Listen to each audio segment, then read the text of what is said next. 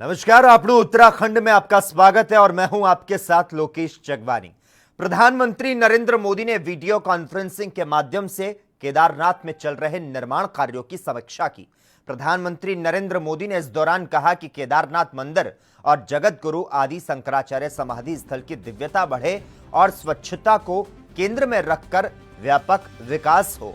मुझे विश्वास है कि बाबा के आशीर्वाद से केदारनाथ धाम के अलौकिक स्वरूप में और भी वृद्धि होगी।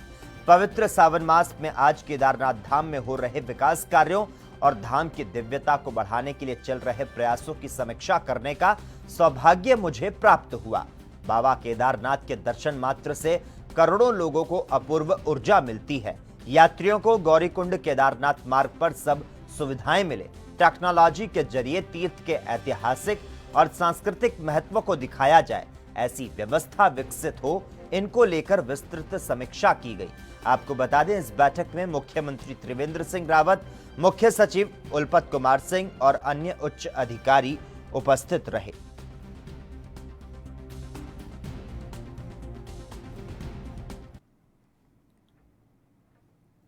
इस साल हरिद्वार में होने वाली विश्व की सबसे बड़ी यात्रा कांवड़ यात्रा स्थगित कर दी गई है। यात्रा के स्थगित होने के बाद उत्तराखंड यूथ कांग्रेस ने हरिद्वार स्थित हर की पौड़ी से गंगा जल भरकर पड़ोसी राज्यों के 10,000 शिवालयों तक पहुंचाने का फैसला किया है और इस क्रम में आज सूबे के पूर्व मुख्यमंत्री और कांग्रेस नेता हरीश रावत ने हर की पौड़ी पहुंचकर यूथ कांग्रेस के इस अभियान की विधिवत शुरुआत की और गंगा जल से भरी गाड़ियों को रवाना किया।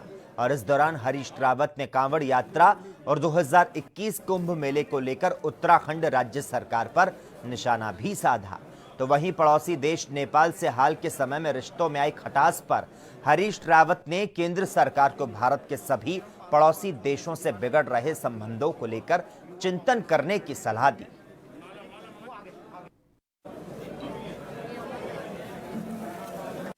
बेटी रोटी का रिश्ता है हमारे। अब पिथौरागढ़ की तो हर क्षेत्र का रोटी बेटी का नाता है, देवता समान है। इस धार के देवता उस धार में पूजे जाते हैं, उस धार के देवता उस धार में पूजे जाते हैं। बीच में काली मैया है। कोशिश करें, संवाद बनाए। क्यों हमारे निकट के सब पड़ोसी एक एक करके हमसे नाराज हो रहे हैं, इस पर गंभीरता से चिंतन करने की जरूरत है। कारण क्या है मैं नहीं जानता। बांग्लादेश भी रूठा सा है। उस समय तो ऐसा लग रहा था कि भूटान भी रूठ गया है, म्यांमार रूठा हुआ है। हमारा श्रीलंका ने जो है अपना एक परमाणु अड्डा ही एक द्वीप सौंप दिया है परमाणु अड्डा बनाने के लिए चीन को जो है। पाकिस्तान तो खैर हमारा विरोधी था ही था। अफगानिस्तान से अमेरिका वापस जा रहा है।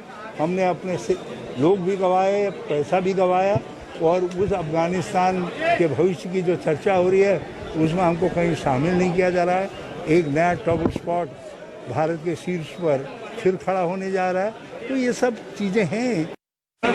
हाँ, कुछ कार्य मेरे साथियों ने मुझे दिखाए और ठीक है, जितने बड़े बड़े हुक्मरान हैं उन सब के घरों के आगे जो है घाट बन जा रहे। अरे गंगा के किनारे घाटों का ऐतिहासिक महात्म्य है और विशिष्ट लोगों के नाम पर ही घाट बनते हैं। अब लोग यहाँ अपने व्यक्तिगत घाट गंगा के किनारे बना रहे हैं। ये तो गंगा के पुत्रों को और हरिद्वार को सोचने की बात है। जो अस्थायी तरीके के पुल हमने बनाए हैं उनको स्थायी किया जाना चाहिए था, वो काम भी नहीं किया जा रहा है। और एक बड़ा काम है कि आस्था पथ का निर्माण हरिद्वार से लेकर के ऋषिकेश तक और आस्था पथ का निर्माण और ऋषिकेश से हमारे देवप्रयाग तक वैकल्पिक सड़क का निर्माण, ताकि कुंभ क्षेत्र जो हमारे देवप्रयाग से प्रारंभ हो रहा है वो भी इस कुंभ के महाकुंभ के साथ जुड़ सके। और सरकार ने इस तरफ कोई ध्यान नहीं दिया। साक्षात धर्मावतारों की सरकार बनी और उन्होंने ये जो महान धर्म का काम है कि शिव जी का गंगा जल से अभिषेक हो, हर की पौड़ी पैड़ी के गंगा जल से अभिषेक हो, उसको कह दिया कि अब के कांवड़ नहीं हो। यात्रा को रोकने के सख्त खिलाफ हूँ। मैंने पहले भी कहा था कि कांवड़ संघों से बातचीत करिए और सांकेतिक रूप से ही सही, आप लॉटरी के आधार पर ही सही, लेकिन कांवड़ यात्रा को जारी रखिए, क्योंकि कांवड़ के साथ हरिद्वार के महात्म्य का एक पृष्ठ जुड़ा हुआ है। उस पृष्ठ को आप फाड़ दें, ये हमको स्वीकार नहीं। और इस बार सरकार ने एक घोर अधर्म का काम किया है और मैं इससे बहुत क्षुब्ध हूँ।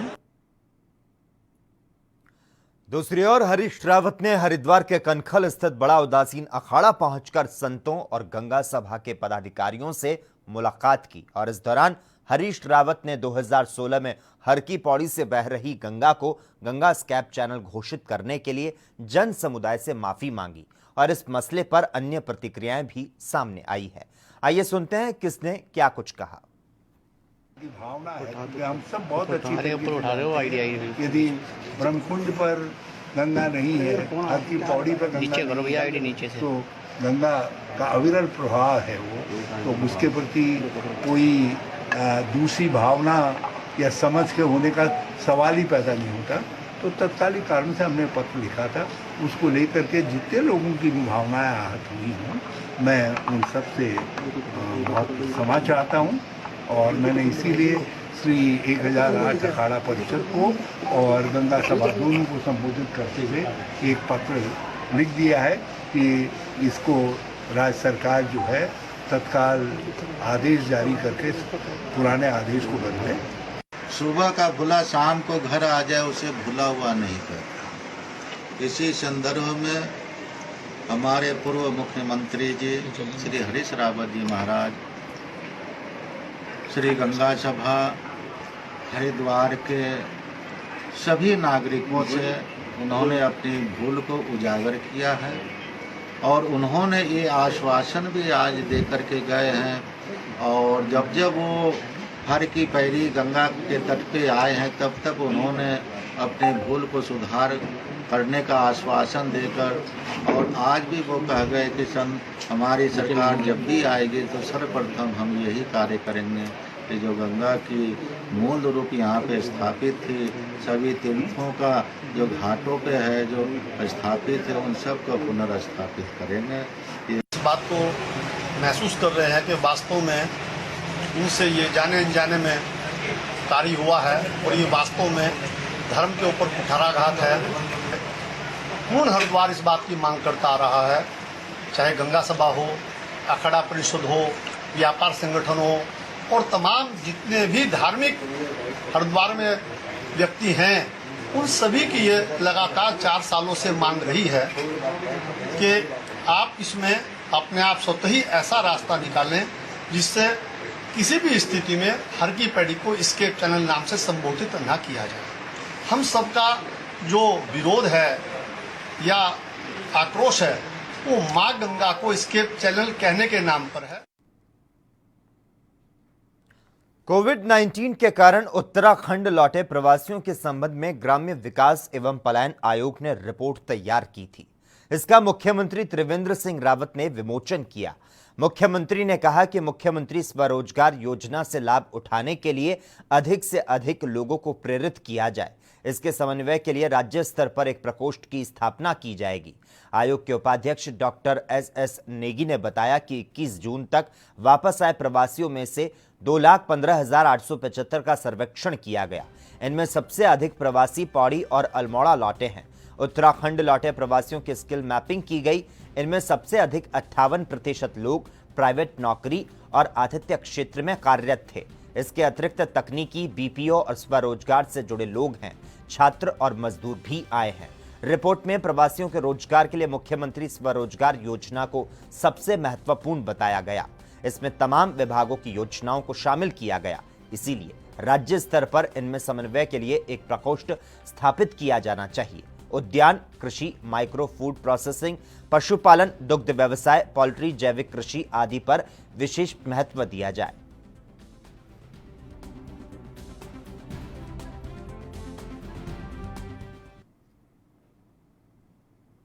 देहरादून से पहली बार हैदराबाद और बेंगलुरु के लिए हवाई सेवा शुरू हो गई। बुधवार को हैदराबाद से जॉलीग्रांट एयरपोर्ट पर 9:10 पर फ्लाइट पहुंची। एयर इंडिया की ओर से सप्ताह में 2 दिन बुधवार और रविवार को चलने वाली इस फ्लाइट का शेड्यूल जारी किया गया। एयर इंडिया के अनुसार हैदराबाद और बेंगलुरु के लिए सप्ताह में 2 दिन बुधवार और रविवार को फ्लाइट चलेगी। शेड्यूल के अनुसार बुधवार को हैदराबाद से 7 बजे फ्लाइट चली और 9:10 पर जॉलीग्रांट एयरपोर्ट पहुंची। आपको बता दें, यह फ्लाइट जॉलीग्रांट से सुबह 10:10 पर बेंगलुरु के लिए चलेगी और 12:45 पर बेंगलुरु पहुंचेगी। तो वहीं बेंगलुरु से फ्लाइट 2 बजे चलेगी और 2:55 पर हैदराबाद पहुंचेगी। प्रत्येक रविवार को फ्लाइट सुबह 7 बजे हैदराबाद से बेंगलुरु के लिए चलेगी।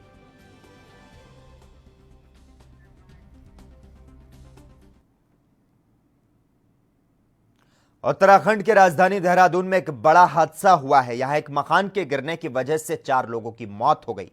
पुलिस प्रशासन ने जानकारी मिलते ही रेस्क्यू ऑपरेशन चलाया, जिसमें 2 लोगों को हादसे से बचाया जा सका है। मरने वालों में एक गर्भवती महिला भी शामिल बताई जा रही है, जबकि रेस्क्यू में एक 10 साल के बच्चे के साथ एक 30 साल के युवक को सुरक्षित निकाल लिया गया। एसडीआरएफ और एनडीआरएफ की टीम ने मिलकर यह रेस्क्यू ऑपरेशन किया, जो अब खत्म हो चुका है। एडीएम देहरादून बीएस बुदियाल ने कहा कि इस पूरे मामले की जांच की जाएगी। इसके लिए आदेश भी दे दिया गया है। सिंचाई और पीडब्ल्यूडी विभाग के अधिकारी मामले की जांच करेंगे। इसके लिए आसपास के इलाकों को चिन्हित किया गया है। हादसे के बाद अभी कितने परिवारों को दीवार से खतरा बना हुआ है?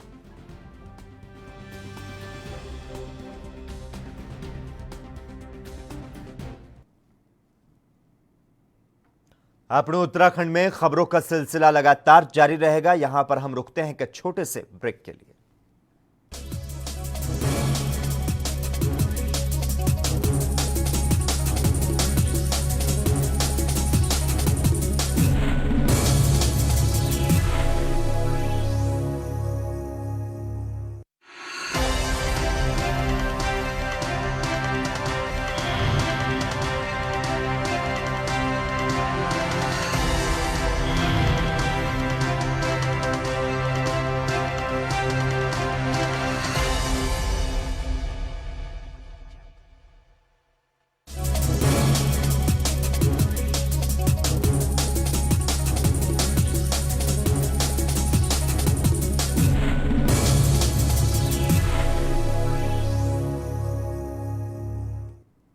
ब्रेक के बाद आपने उत्तराखंड में एक बार फिर से आपका स्वागत है। उत्तराखंड के देहरादून में एक दर्दनाक हादसा हुआ है। यहां पर चुखूवाला इलाके में मंगलवार देर रात एक मकान ढह गया।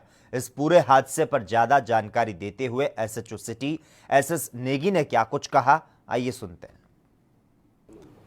देर रात ये सूचना मिली थी कि चुखवाला इंदिरा कॉलोनी में एक मकान बारिश की वजह से ढह गया है और उसमें कुछ लोग फंसे हुए हैं।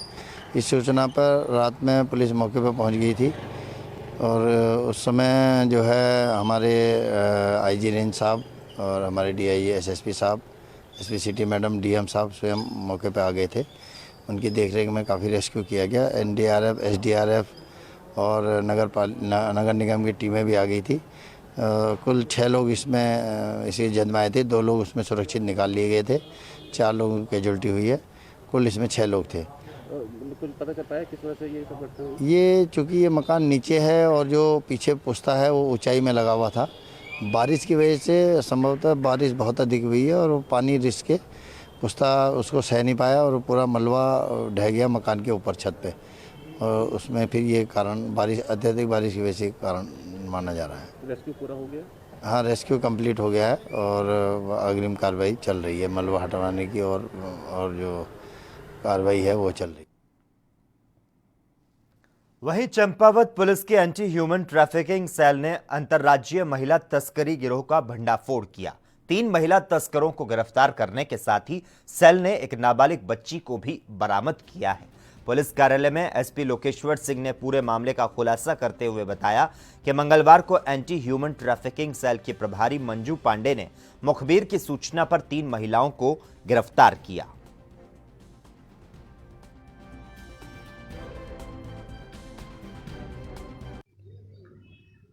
चंपावत पुलिस के द्वारा एक अंतर्राज्यीय गिरोह का पर्दाफाश किया गया है, जिसके अंतर्गत 3 महिलाओं को गिरफ्तार किया गया है और एक नाबालिग को बरामद किया गया है। ये तीनों महिलाएं बाहर के प्रदेशों से लोगों को बुलाकर उन्हें महिलाओं को बेचने का कार्य करती थी और देह व्यापार का भी उनसे कार्य करवाती थी। इन तीनों महिलाओं के खिलाफ आईपीसी की 363, 366A और 370 धाराओं में मुकदमा पंजीकृत किया गया है। उत्तराखंड सचिवालय को ई ऑफिस से जोड़े जाने के लिए राज्य सरकार लगातार प्रयास कर रही है और इसी के तहत उत्तराखंड का शहरी विकास निदेशालय पूरी तरह से डिजिटलाइज्ड हो गया है।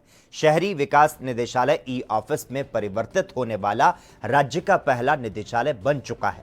मुख्यमंत्री त्रिवेंद्र सिंह रावत ने निदेशालय की पहली ई फाइल का बटन दबाकर इसकी विधिवत शुरुआत की, तो वहीं शहरी विकास मंत्री मदन कौशिक ने प्रेस वार्ता के दौरान बताया कि ई कार्यप्रणाली से पारदर्शिता के लिए ही फाइलों के मूवमेंट में तेजी आएगी, जिससे कार्यों में भी तेजी आएगी। तो नीचे से ऊपर तक ले जाने में कई प्रकार की सावधानी जैसा होने के कारण और पॉजिटिव केस कई राज्यों में बहुत अधिक मात्रा में बढ़े। इस सब को ध्यान में रखते हुए हमारे राज्य में ई ऑफिस करने के लिए निरंतर प्रयास हुए और इसमें मैं बधाई अपने सचिव हमारे बैठे हैं, इनको डायरेक्टर हमारे बैठे दोनों को देना चाहता हूं कि राज्य में पहला डायरेक्टरेट है जो ई डायरेक्टरेट के रूप में हमने परिवर्तित किया है।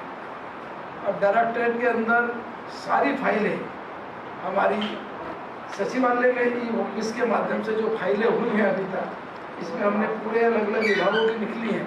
तो सबसे ज़्यादा जो फाइलें हैं शहरी विकास विभाग के अंतर्गत 163 जो हमने ई ऑफिस के माध्यम से कंप्लीट उनको किया है। बाकी सब विभागों की 100 से भी नीचे है। अन्य विभागों की अगर हमने जानकारी ली है वो 100 से कम ही कम है। केवल शहरी विकास विभाग में जो 163 फाइलें ई फाइलों के माध्यम से हमने कंप्लीट किया। टोटल 461 है पूरे राज्य में जो ई फाइलें हुई हैं, उसमें से 163 अकेले विभाग की है।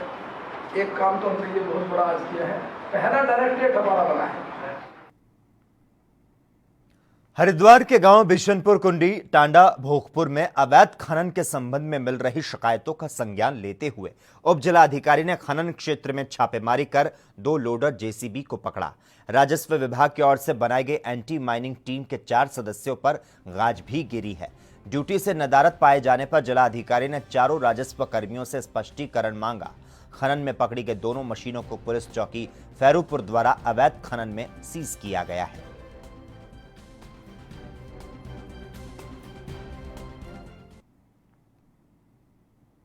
रुड़की में भारतीय किसान यूनियन अम्बावत के नेताओं ने झबरेड़ा थाना पहुंचकर एक व्यक्ति के खिलाफ शिकायत लिखवाई। मामला किसान यूनियन के प्रदेश अध्यक्ष विकास सैनी से जुड़ा हुआ है, जिसमें 2 दिन पहले आपको बता दें सादाबाद गांव के एक व्यक्ति ने प्रदेश अध्यक्ष विकास सैनी की एक रिकॉर्डिंग वायरल की थी, जिसमें विकास सैनी ने नवनिर्मित एक कॉलोनी में विद्युत पोल लगवाने की एवज में प्रति पोल 3000 रुपए की मांग करने की बात कही। ऑडियो रिकॉर्डिंग वायरल होने के बाद किसान यूनियन में गुस्सा फूट पड़ा। थाने में शिकायत देकर जल्द ही मामले में कार्रवाई करने की बात कही गई है।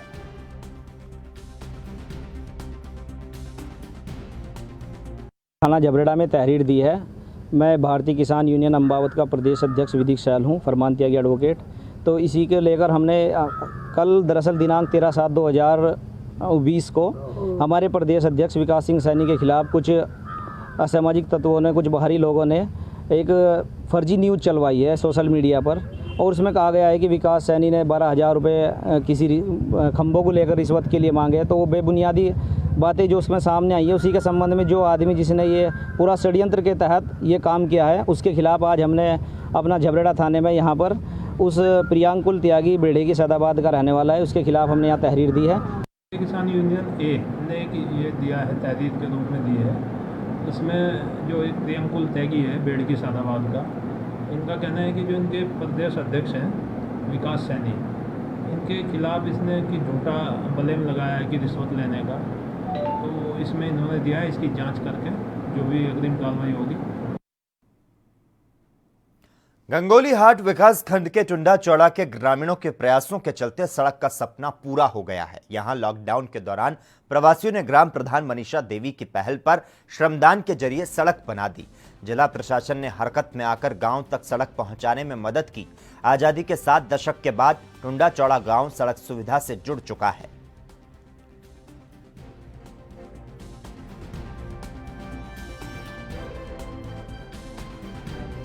मैं ग्राम प्रधान टूटा चौड़ा मनीषा बिस्ट। मैं आज बहुत खुश हूँ और एक जनप्रतिनिधि होने के नाते हमारा ये दायित्व था कि हम अपने गांव को जो है सड़क से जोड़ें। तो आज युवाओं की एक मुहिम जो छेड़ी थी हम लोगों ने मिलके वो कामयाब हुई है और मैं बहुत खुश हूँ कि आज मेरा गांव जो है सड़क से जुड़ गया है। जो कई सालों से मेरे गांव पे रास्ता नहीं था, रोड नहीं थी, तो आज साथियों आज से 1.5 महीने पहले हमने इसी जगह से सड़क निर्माण का काम टुंटा चौड़ा से शुरू किया भराड़ी की तरफ। आज 1.5 महीने के आसपास हम लोग इस मुहिम में कामयाब हो पाए हैं। आप मेरे पीछे देख सकते हैं, ये गाड़ी है और ये सड़क है, पार्किंग है ग्राम सभा की।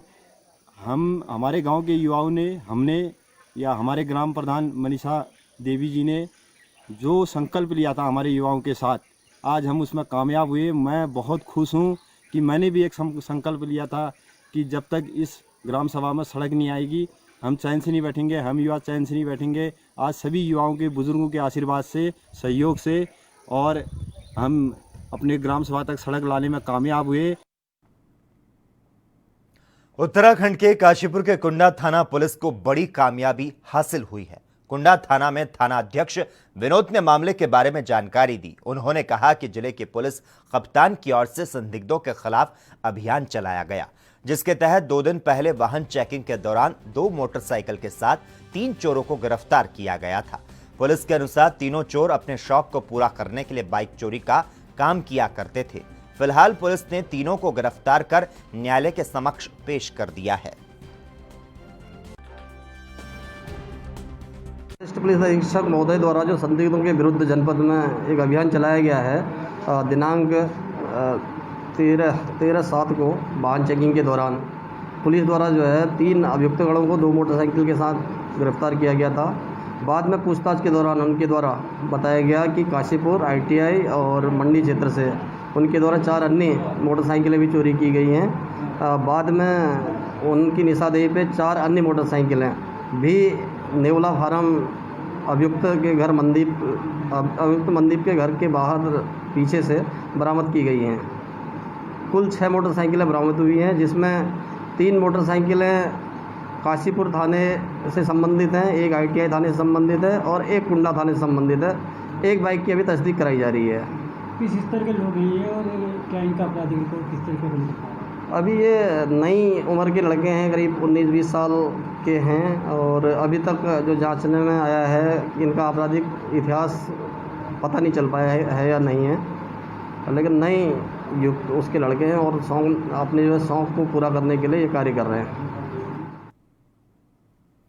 वहीं पीपलकोटी के भनेर पानी में मलबा आने से मंगलवार दोपहर 3 बजे अवरुद्ध हुआ मार्ग बद्रीनाथ हाईवे बुधवार की सुबह तक नहीं खुल पाया। बद्रीनाथ हाईवे करीब 26 घंटे से बंद पड़ा है। नेशनल हाईवे की JCB मशीन मार्ग खोलने में लगी है। कल से मार्ग बंद होने के कारण यात्री परेशान हैं। उनका यात्रा का जो शेड्यूल है वह भी बिगड़ चुका है। यात्री और स्थानीय लोग मार्ग खुलने का इंतजार कर रहे हैं। पीपलकोटी के पास मलबा आने से मंगलवार दोपहर बाद करीब 3 बजे बद्रीनाथ हाईवे बंद हो गया था। NH की 3 JCB मलबा हटाने में लगी है, लेकिन पहाड़ी से लगातार पत्थर गिरने की वजह से हाईवे खोलने में परेशानी आ रही है।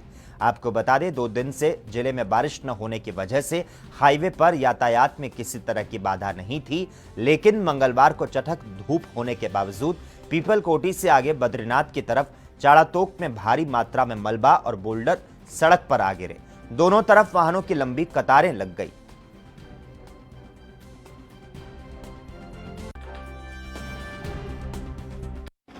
नमस्कार, मेरा नाम अनंत है और आप पूरा कैसा रफ्ता हो गया, पूरी रोड ही नहीं है, पूरा मलबा ऊपर से नीचे आ गया।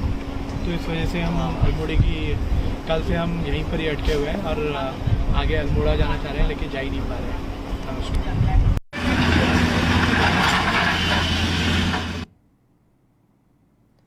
दिनेशपुर क्षेत्र के खटोला अमृतनगर की मुख्य सड़क पिछले 10 सालों से बदहाली की आंसू बहा रही है, जिसको लेकर कई बार ग्रामीणों ने धरना प्रदर्शन किया। सड़क निर्माण और मरम्मत को लेकर विधायक राजकुमार ठुकराल और शासन प्रशासन को ज्ञापन भी सौंपा गया। बावजूद इसके सड़क का निर्माण तो दूर की बात है, इसकी मरम्मत तक नहीं हो पाई, जिससे आए दिन ग्रामीण चोटिल होते रहते हैं, जबकि कई लोगों की सड़क दुर्घटना में मौत हो चुकी है, जिससे नाराज होकर ग्राम प्रधान मुकेश राणा के नेतृत्व में ग्रामीणों ने शासन प्रशासन और विधायक राजकुमार ठुकराल के खिलाफ जमकर प्रदर्शन किया।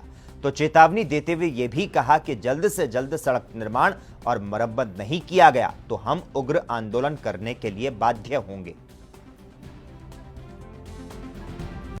बरसात का मौसम है, इतना बुरा हाल है खटोला ग्राम पंचायत की सड़कों का कि लोगों का आना जाना बिल्कुल बंद है। पानी घुटने घुटने पानी भर जाता है। कई प्रकार से देखा जाए तो ये खटोला को जो है एक प्रकार से अनदेखा किया जा रहा है माननीय विधायक जी के द्वारा। लगभग 40 से 45 घर जो है हमारे पूर्व सैनिक रहते हैं, जिनको जो है एक तरफ सरकार तो ऊंचे ऊंचे वादे करती है, लेकिन उनके आने जाने का जो संसाधन है, रास्ते हैं, मार्ग है, वो जो है बिल्कुल चौपट है। इसके लिए जो है एक आक्रोश था जनता में। एक अल्टीमेट हमने माननीय विधायक जी को दिया है, अगर रोड नहीं तो वोट नहीं। और इसी के साथ ही आपने उत्तराखंड में इतना ही, लेकिन देश और दुनिया के तमाम अहम खबरों के लिए लगातार आप देखते रहिए ANB न्यूज़।